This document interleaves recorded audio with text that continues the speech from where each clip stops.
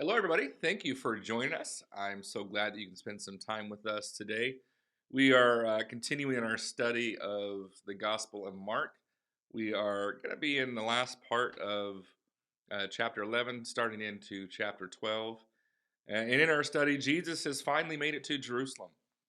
Uh, this is this will be the last few days of his life, and immediately after his triumphant ride, which we looked at last week, through the streets of Jerusalem, there's this conflict that begins. And during this time, he's dealing with really what is a central issue for people. He's dealing with the issue for all people. And the basic question in everybody's life, no matter who you are, no matter where you live, no matter what age you're living in, this one question really rules over all others. What is the final authority in life? What is the final authority in life? What authority will I obey? Uh, Godly desires or human desires? Reason slash science or faith? Government versus moral conscience? These are all questions every one of us must face at some point, and we're helped greatly by the words of Jesus in this account. They are profound. But before we really dig in, let's go to God in prayer. Father God, we thank you for today. We thank you for loving us and blessing us. And we thank you for being the authority in our lives. And I ask, God, that you help us as we uh, talk and as we read and as we go through this study today, that we're able to see that truth, that we're able to truly see you as the ultimate authority, the authority in how we live, the authority in how we think, the authority in the things that we say and do. And it's in Jesus' name that we pray. Amen. So last week, as we looked at this together, we saw Jesus cleansing the temple. That's a very famous story. He overturns the tables. He kicks out the money changers. He essentially, what Jesus is doing is he's swept out all the commercialized side of the Jewish faith, the Jewish religion. All that commercialized traffic was pushed aside. Then he did this very assertive thing, which really only Mark records. We're told that Jesus stopped the offerings. He stopped the sacrifices that were going on in the Mosaic system. Mark says he would not allow anyone to carry anything through the temple. So he's putting a stop to all of it. This meant that he stopped the Levitical priests from doing their jobs. They were trying to carry out their normal duties as priests that were connected with the sacrificial system, and he would not allow them to continue. Think about that for just a second. Think about how very dangerous that was, how very daring this was for Jesus to do. Everyone would have been shocked, right? Everybody would have been stunned by Jesus' actions in that moment.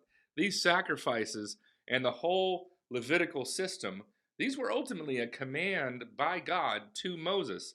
They were at the heart, they were at the very center of the life of this nation. Yet here was Jesus bringing this priestly traffic to a stop. I can't even think of a modern day equivalent. I by no means am Jesus, but this would be like me going to the Vatican and kicking the Pope and all the priests out of St. Peter's Square. Okay, would not be a good situation for me. Everyone would start screaming things like, "This is blasphemy." Everyone would be stunned by such an action, and I would most definitely be arrested. I'd probably be arrested before I even started. But now Mark records the reaction that follows. So Jesus has cleansed the temple. He has kicked all the priests out of their job and their duties and what they're supposed to be doing. And then Mark records now the reaction that follows this cleansing. It says in verse 27, again, they entered Jerusalem, they being Jesus and his disciples.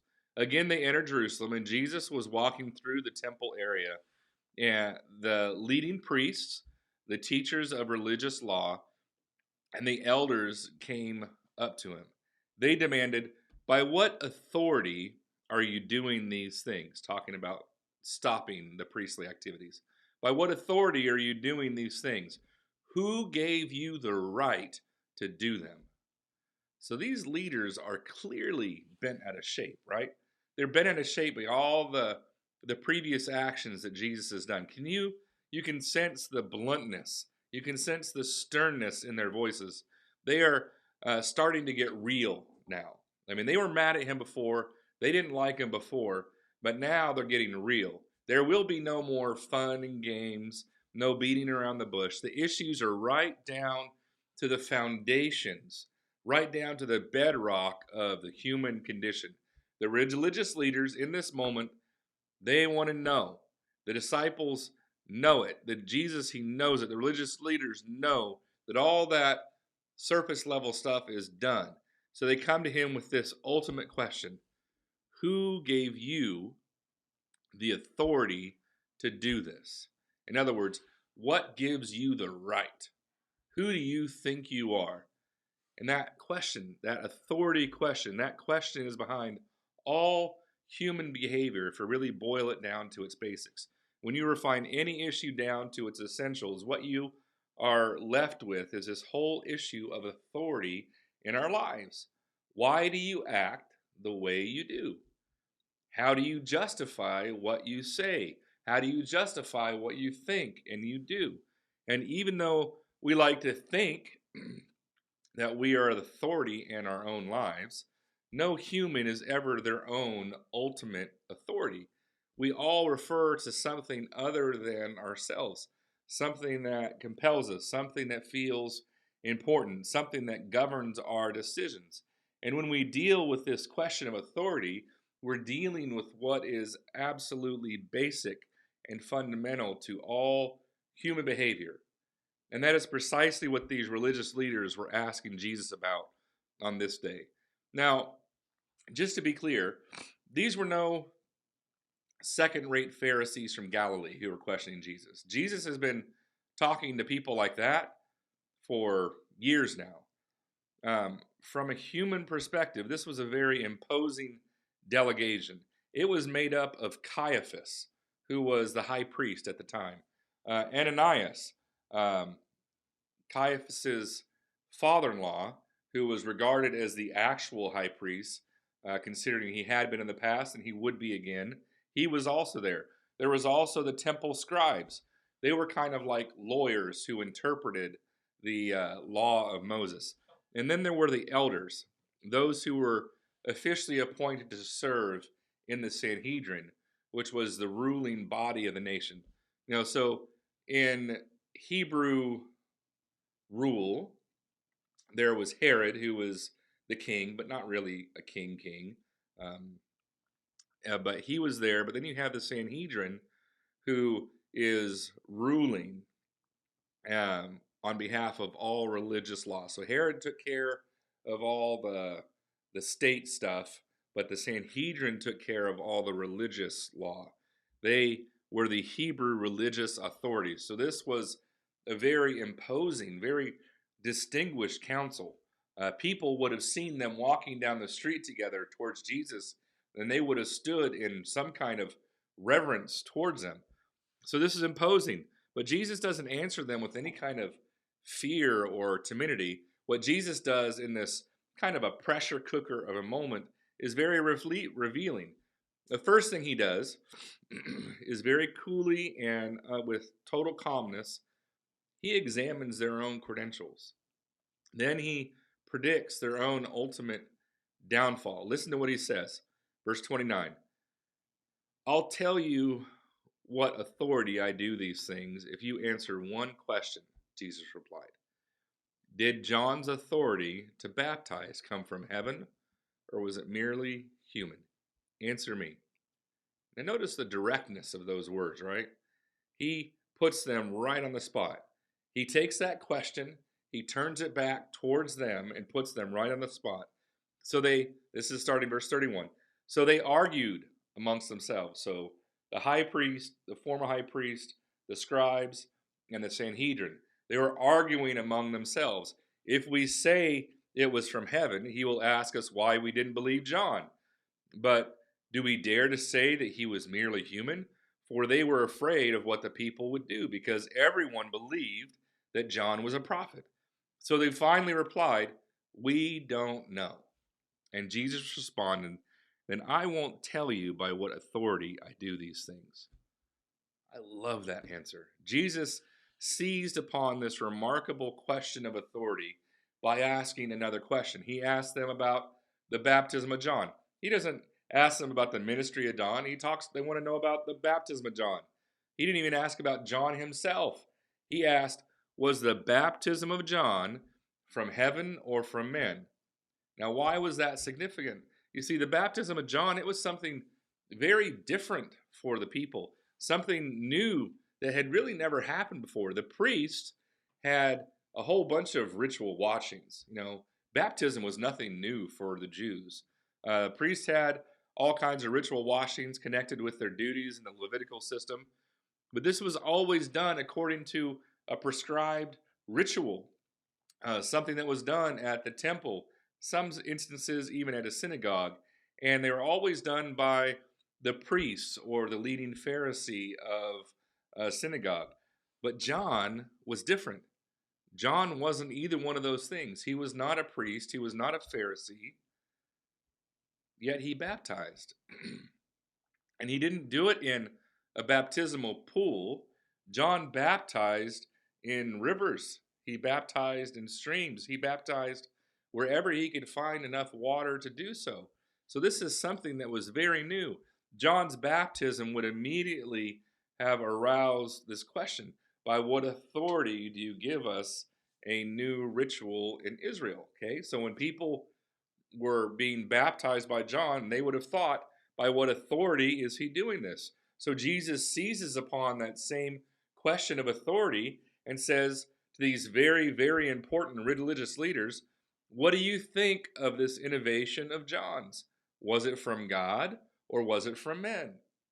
Now notice again how he simplifies the issue. He clears away all the non-essentials, right? He brings us all down to what really matters. Who is the ultimate authority? Is it God or is it humans? Because ultimately there are no other authorities. We are either trying to please God and obey God by being responsive to the truth that he reveals, or we're trying to please other humans, to manipulate them, to use them, or to gain something from them. Now, it's clear from their answer that they knew Jesus had placed them in a very real dilemma, right? They had no doubt that this was a tough question. In chess, this is what you would call a fork, because no matter what you do, you are going to lose. You get to that fork, no matter what move you make, you're going to lose a piece. These religious leaders, they knew that whatever they said, they were trapped. If they said it was from God, Jesus had them. He would say, "Then why didn't you accept him? Why did you allow Herod to kill him?" And if they said that he was from men, they knew that all the people standing around them would be very upset. Many of the people there loved John the Baptist. Many people were probably baptized. Many of the people standing there that day were probably baptized by John. So they dare not say anything about that either. So they copped out. They said, "We don't know." And Jesus said, "Then I won't tell you by what authority I do these things." But he didn't leave it there. He went on to expose their dishonesty. By their answer, they revealed that they really did not care what John's baptism was about. They didn't care if it was from God or if it was from man. They were not interested in truth. They only cared about serving their own interests. Thus, they revealed themselves as being opposed to God's authority. They revealed that they were acting out of the intrigues and the craftiness of human means. So Jesus proceeds to make that fact visible by telling a story. And Jesus was a great storyteller. In this story, Jesus shows not only his authority, but also the truth about these religious leaders. Now, remember who they are: the high priest, the former high priest, the Sanhedrin, and the scribes. He tells this story about them, okay? He tells this story about the religious leaders in Jerusalem at the time. Jesus says, a man planted a vineyard. This is Mark 12, verse 1. A man planted a vineyard. He built a wall around it, dug a pit for pressing the grape juice, and built a lookout tower. Then he leased the vineyard to tenant farmers and moved to another country. Now, the scribes and the Pharisees and the chief priests, they would have immediately recognized this story. They were very smart, very intelligent, very knowledgeable about the scriptures. So they would have recognized that Jesus is borrowing almost the exact words of Isaiah 5. And in the story from Isaiah 5, Israel, as a nation, is described as a vineyard that is brought out of Egypt and planted in choice land. And in that choice land, God dug a pit and built a tower to protect the vineyard. But then God came to his vineyard looking for fruit. And these Jewish leaders would immediately recognize that this was all about them. They would have no doubt that Jesus is pointing his finger directly at each one of them. Jesus was not pulling his punches even a little bit in this moment. And he continues in the story, starting verse 2. At the time of the grape harvest, he sent one of his servants to collect his share of the crop. But the farmers grabbed the servant, beat him up, and sent him back empty-handed. The owner then sent another servant, but they insulted him and beat him over the head. The next servant was sent and killed. Others he sent were either beaten or killed, until there was only one left, his son, who he loved dearly. The owner finally sent him, thinking, surely they will respect my son. But the tenant farmers said to one another, here comes the heir to this estate. Let's kill him and get the estate for ourselves. So they grabbed him and murdered him and threw his body out of the vineyard. Can you imagine being nearby and hearing the boldness in this very tense moment? Jesus was throwing this parable right in their face.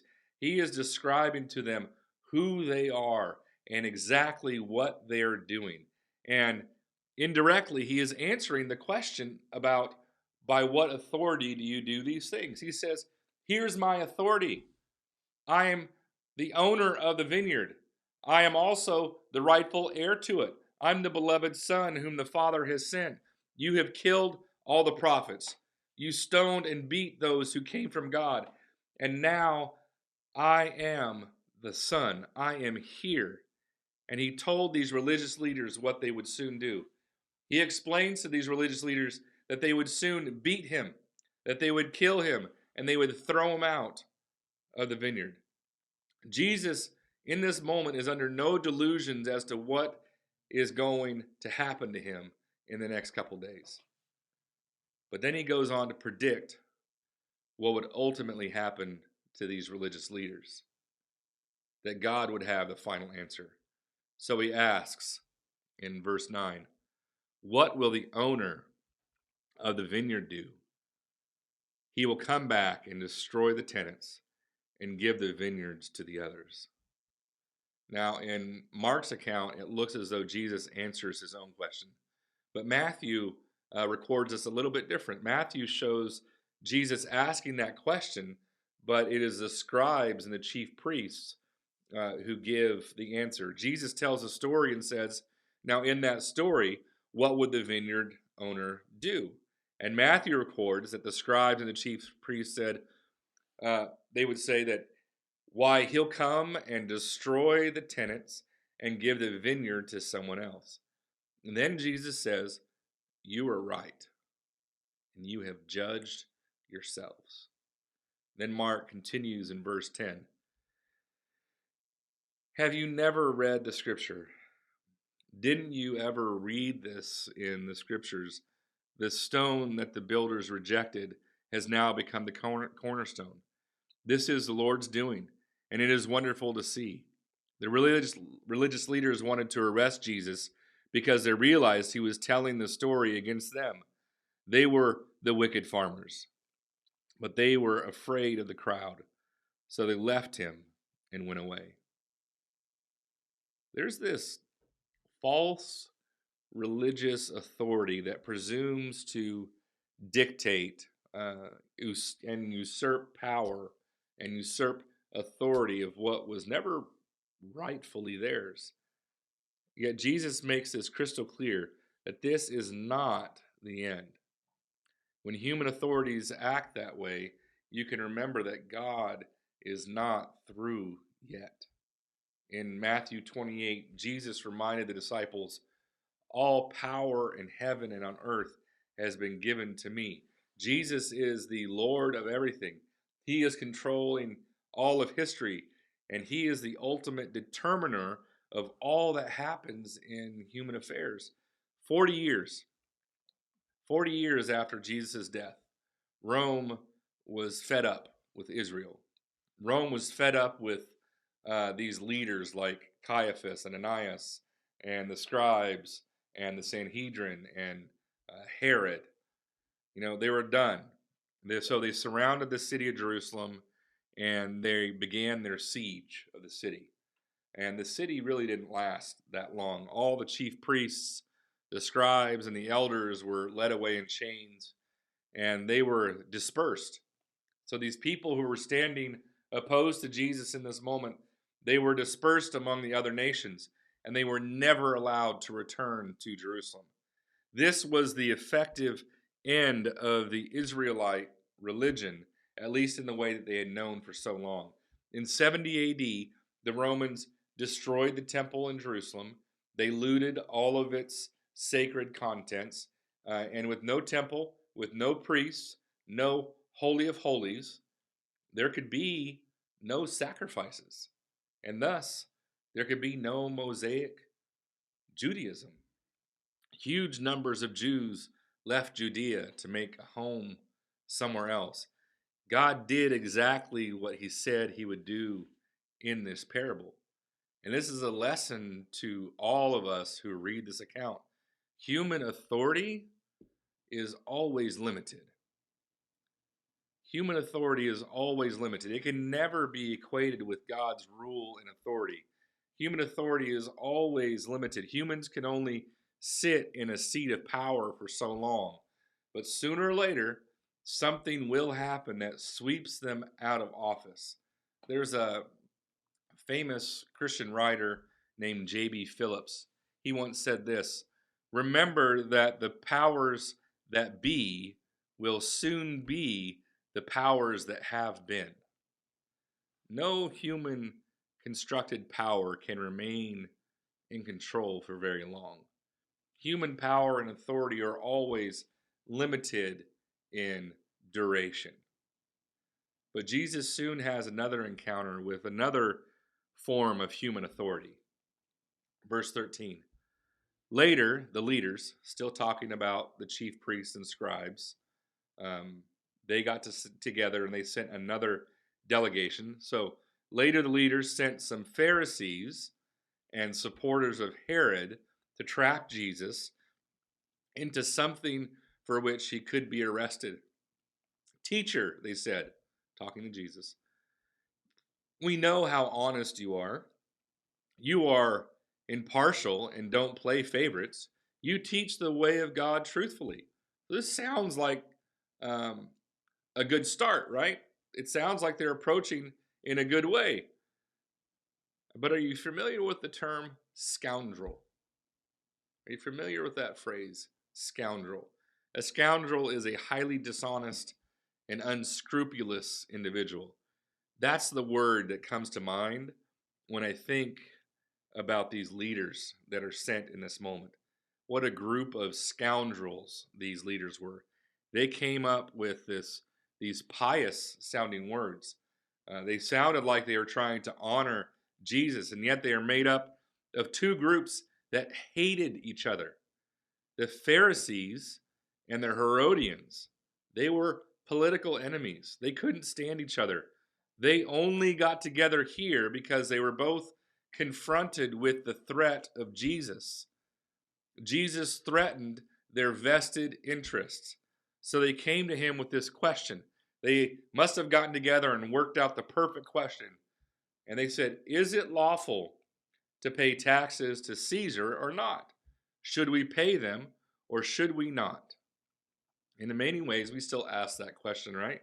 Should I pay my taxes to a power that uses them wrongly? Is it right to pay our good, hard earned money to a government that wastes it or spends it on a purpose that I adamantly oppose? Should I or shouldn't I? That's a good question. We still ask it. But here in verse 15, Jesus saw through their hypocrisy and said, "Why are you trying to trap me? Show me a Roman coin and I'll tell you." When they handed it to him, he asked, "Whose picture and title are stamped on it?" "Caesar's," they replied.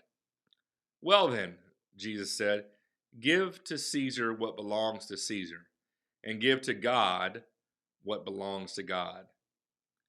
His reply completely amazed them. So Jesus didn't try to answer this question directly. He simply asked for a coin and then he held it up. He wanted to know whose picture's on it. They said it was Caesar's. All right, then it must be Caesar's money. So give to Caesar the things that are Caesar's. I don't care about these things. But God, here's what Jesus does care about. But God has put his personal stamp on you. Caesar put his stamp on money, but God has put his stamp on you as his people. So render to God the things that are God's. So he shows us clearly that human authority is not only limited in duration, but it's also limited in scope. Jesus does recognize that human authority is a real thing. He's not denying human authority. Peter, when he wrote years later, he would say, "Honor the emperor as supreme and all the governors who were sent by him," in 1 Peter 2. Fun fact, the emperor that Peter is referring to here is none other than Nero. Nero, if you don't familiar with history, Nero was one of the most wretched, immoral, degenerate people, not just to rule Rome, but to rule any nation ever. You look on BuzzFeed of world's worst leaders, he's on there, I guarantee it. Yet Peter says, honor the emperor, honor Nero as supreme human authority. But Jesus does say human government only has limited control. It has certain powers over our body, maybe, and minds to some extent. It can regulate some of our conduct to a degree.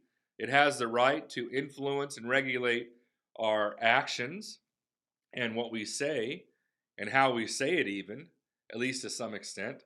But there is one area of human life which secular power, doesn't matter if it's Nero or the President of the United States or whoever it is, there's one area of human life which a secular power has no control, and that is over the human spirit. Secular power cannot out legislate God. It has no control over who governs our conscience. And they have no say in who the ultimate authority in my life is. So Jesus says, render to Caesar the things that are Caesar's. And certain things do properly belong to Caesar. And that's fine. You should pay your taxes. But, and this is a big but, I cannot lie, with regard to the ultimate issues of life, those things that belong to God only belong to God, not to any human authority. Human authority is therefore limited in its duration, it's limited in its scope. And now we have one more incident in this narrative on authority. Jesus is confronted with another form of human authority. He now has to deal with the authority of the mind. Rationalism, or as author John Piper suggests, the scientific mind tries to claim authority and power over our thinking. And this is very much still a problem today. This is the kind of question that the Sadducees are trying to catch Jesus on this day, um, starting in verse 18. Then Jesus was approached by some Sadducees. So this is another leading religious group in Jerusalem. He was approached by some Sadducees, the religious leaders who say there is no resurrection from the dead. They're on the exact opposite side of the Pharisees. They oppose this question. They pose this question: Teacher, Moses gave us a law that if a man dies, leaving a wife without children, his brother should marry the widow and have a child who will carry on the brother's name. Well, suppose there were 7 brothers. The oldest one married and then died without children. So the second brother married the widow, but he also died without children. Then the third brother married her, and this continued with all 7 of them. And still there were no children. Last of all, the woman also died. So tell us, whose wife will she be in the resurrection? For all 7 were married to her. Now, this is an utterly ridiculous question. It's utterly ridiculous and almost mocking Jesus. Mark makes this very clear. He tells us right at the beginning of this story, that the Sadducees, they were rationalists. They were materialists. They were what we would call as humanists. They did not believe in the supernatural. They did not believe in angels. They did not believe in spirits, or that there was anything that was invisible. They did not believe in life after death. They didn't believe in resurrection. And as Mark clearly states, and yet they come up with the question, what's going to happen in the resurrection? You can see them almost sneering, right? They're asking Jesus this question, trying to propose it as a serious question, but deep down they know it's not. They're just sneering, hoping that he's going to say something. It's absurd. This whole story is contrived. It's concocted just to try and trap Jesus. It never really happened, and I doubt that it could happen. It is simply a ridiculous story that they made up. And I'm sure Jesus must have been tempted to treat it as such. I personally would have answered, well, has anybody looked at her cooking? When someone has 7 husbands, one after the other, all of whom die, there's probably something going on in the kitchen. But Jesus answers them, your mistake, this is starting verse 24, your mistake is that you don't know the scriptures, and you don't know the power of God. For when the dead rise, they will neither marry nor be given in marriage. In this respect, they will be like angels in heaven. But now, as to whether the dead will be raised, haven't you ever read about this in the writings of Moses and in the story of the burning bush? Long after Abraham, Isaac, and Jacob had died, God said to Moses, I am the God of Abraham, God of Isaac, and the God of Jacob. So he is the God of the living, not the dead. You have made a serious error. Now, these were educated men, and Jesus is being very blunt. Once again, he's tired of pulling punches. Not that he ever really did, but he's not mincing his words in any way. He straight up says, you're wrong. Your whole world view, your whole view of life is made you wrong. You are so sure that you're right that you have narrowed life down to a very limited view, and you say that this is all that there is. And looking at life from this narrow perspective, you cannot see the reality that lies beyond. And he says you are wrong because you fail to recognize 2 great facts. Number 1, God has knowledge that we as people simply do not have. God's knowledge is greater than ours. That is why he gave us the Bible. Jesus says to these Sadducees, but you don't know the Bible. And that's the folly, that's the problem of all people who reject the scriptures. When people do this, they lock themselves into this narrow slice of life. They're bound only by that which can be seen and felt and weighed and measured and verified by the senses. And when we do this, we create beings that have become bound by life. So Jesus says that you don't only not know the Word of God, you also don't know the power of God. So it is possible that they might have had some knowledge of these words, but they didn't know them. They didn't understand the power in them. If you don't believe it, if you don't believe in the words of God, then you're missing out on the power of God. And if you don't know the power of God's word, then you've bound your life to human knowledge. You've bound your life simply to human power. You've exalted humans to the place of ultimate knowledge and power. And this thinking is so very, very wrong. And that's where Jesus sees these people, these Sadducees, at. No matter what area of life you're looking to, business, science, religion, politics, our family life, every error in life can be attributed to one of those two things. Either you don't know the scriptures or you don't know the power of God. When we do not know what a living God can do, and if we do not know what a living God knows, then we are simply going to be wrong every single time. This is the fatal weakness of what we call the rational mind. We must always recognize what Blaise Pascal put so beautifully when he wrote, "The ultimate purpose of reason is to bring us to the place where we see that there is a limit to reason." That is what is wrong with the scientific, rational mind. These Sadducees, they were excluding all the supernatural from their thinking. They would have agreed with Stephen Hawking, who said, "In the scientific realm, there is no room for speculation about life after death. Nobody can prove it or verify it. Nobody who has been there has ever come back. Therefore, it is an irrelevant fact that has no meaning to life." But Jesus says, you're wrong. The reason you're wrong is that you do not see the ultimate reality. Now, on one level, I understand what Hawking and these Sadducees would have been saying.